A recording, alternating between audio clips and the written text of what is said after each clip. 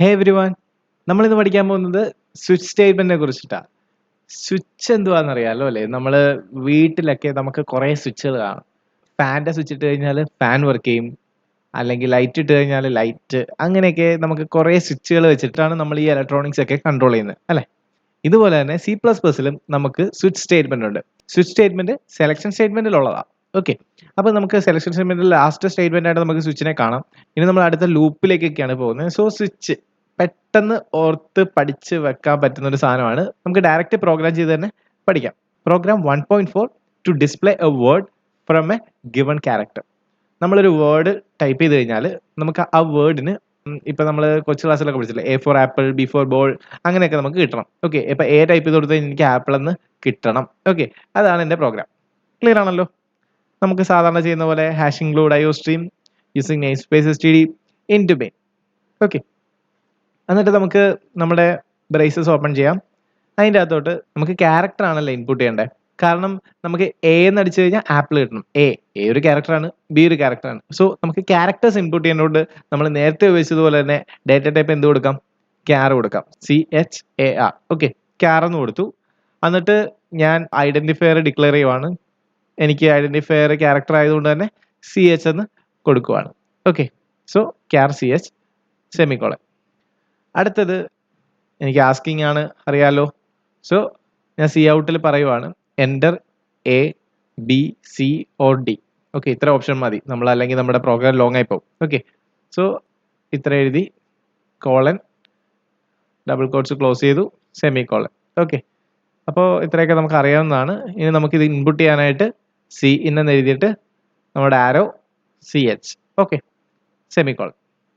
ഇത്രയും കാര്യങ്ങളും നമ്മൾ പിന്നെ റിപ്പീറ്റ് ചെയ്യുവാണ്. തെറ്റിക്കല്ലേ കേട്ടോ. ഇനി നമുക്ക് നമ്മുടെ മെയിൻ സ്റ്റേറ്റ്മെന്റിലേക്ക് പോവാം. സ്വിച്ച് ആണ്. നമ്മൾ നേരത്തെ ഇഫ് ആണ് ചെയ്തത് എങ്കിൽ ഇതിനകത്ത് സ്വിച്ച് ആണ്. സ്വിച്ച് എന്ന് എഴുതാം. സ്വിച്ച് എപ്പോഴാണ് വർക്ക് ചെയ്യേണ്ടത്? CH എന്ന് പറഞ്ഞ സാധനത്തിൽ നമ്മൾ യൂസർ ഇൻപുട്ട് ചെയ്യുമ്പോഴാണ് സ്വിച്ച് വർക്ക് ചെയ്യേണ്ടത്. അതുകൊണ്ടിട്ട് നമ്മൾ ബ്രാക്കറ്റിനകത്ത് CH എന്നാണ് ഇടുന്നത്. ഓക്കെ, ബ്രാക്കറ്റ് ക്ലോസ് ചെയ്യാം. കേർലി ബ്രേസസ് ഓപ്പൺ ചെയ്യാം. ഇമ്പോർട്ടൻ്റ് ആണ്, കേർലി ബ്രേസസ് ഓപ്പൺ ചെയ്യാൻ മറക്കരുത്. അതിനകത്താണ് നമ്മുടെ സ്വിച്ചിന്റെ കണ്ടീഷൻ എഴുതാൻ പോകുന്നത്. ഓക്കെ, അപ്പോൾ നമ്മൾ ഓരോ കേസസ് ആണ് എഴുതുന്നത്. Case A. ഓക്കെ, കേസ് ഇട്ടിട്ട് സിംഗിൾ കോട്ട്സിനകത്ത് ഞാൻ A എന്നിടുവാണ്. സോ A ടൈപ്പ് ചെയ്യുവാണെങ്കിൽ കോളൻ ഇടണം. എന്നിട്ട് എനിക്ക് ഔട്ട്പുട്ട് എന്ത് കിട്ടണം?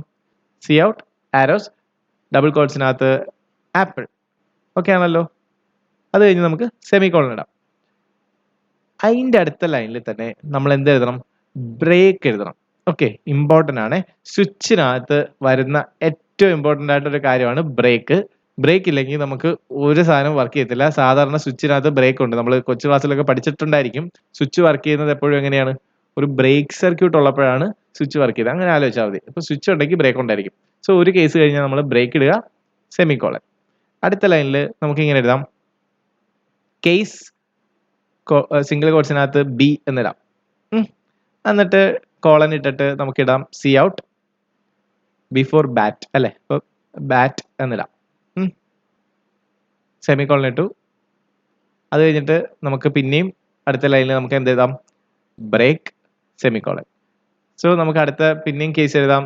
Case C colon C out C for cat. അപ്പോൾ ക്യാറ്റ് എന്നിടാം, സെമിക്കോളൻ.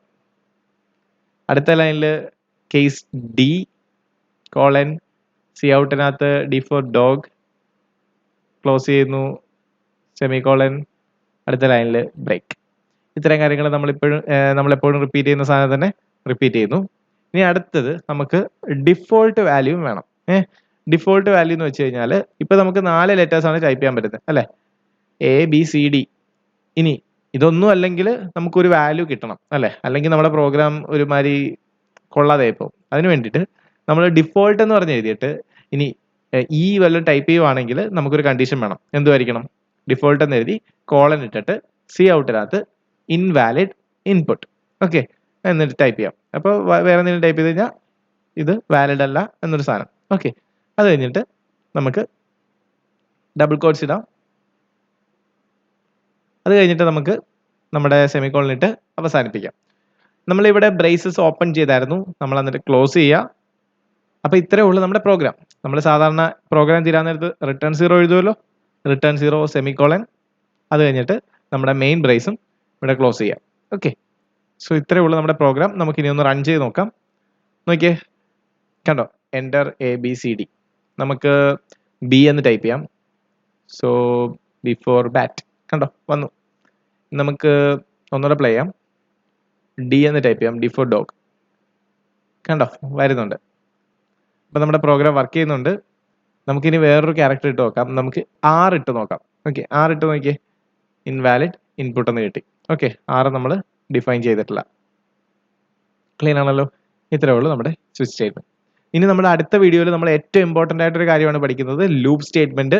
ഭയങ്കര ഇമ്പോർട്ടൻ്റ് ആണ്. +2കാർക്ക് +1കാർക്ക് എല്ലാവർക്കും ഇമ്പോർട്ടൻ്റ് ആയിട്ടൊരു കാര്യമാണ് ലൂപ്പ് സ്റ്റേറ്റ്മെന്റ്. എല്ലാ പ്രോഗ്രാമേഴ്സും അറിഞ്ഞിരിക്കേണ്ട ഒരു കാര്യമാണ്.